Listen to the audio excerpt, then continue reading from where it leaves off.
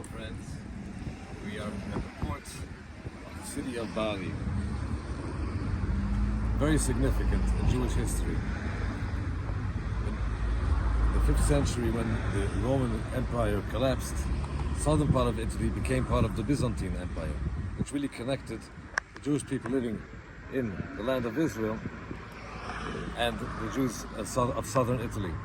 So in the time of Justinian in the 6th century, when he adapted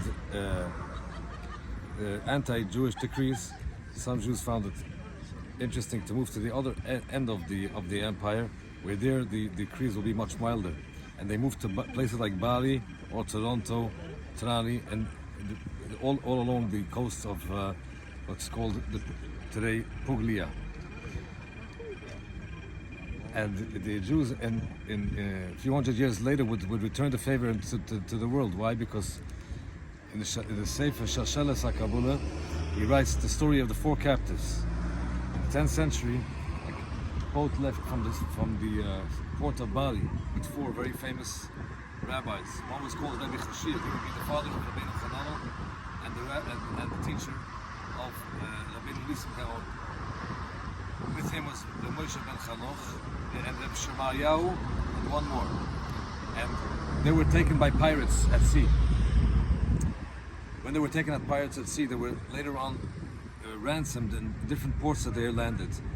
Rabbi Ḥushiel was ransomed in Kairouan, that would be in Tunis.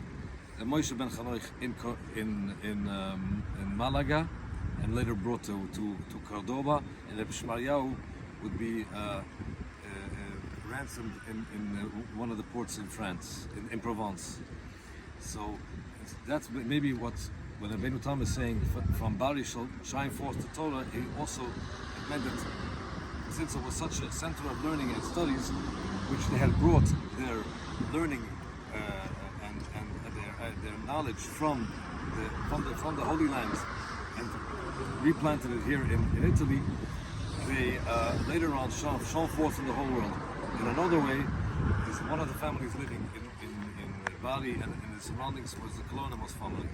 Kairouan, even the name Kairouan means good name, Shem Tov, in Greek, because the Jews living in the Byzantine Empire spoke Greek. They would eventually move to Lucca in Tuscany, and from there they were invited by Charlemagne in the 9th century to move along the Rhine. And that's where the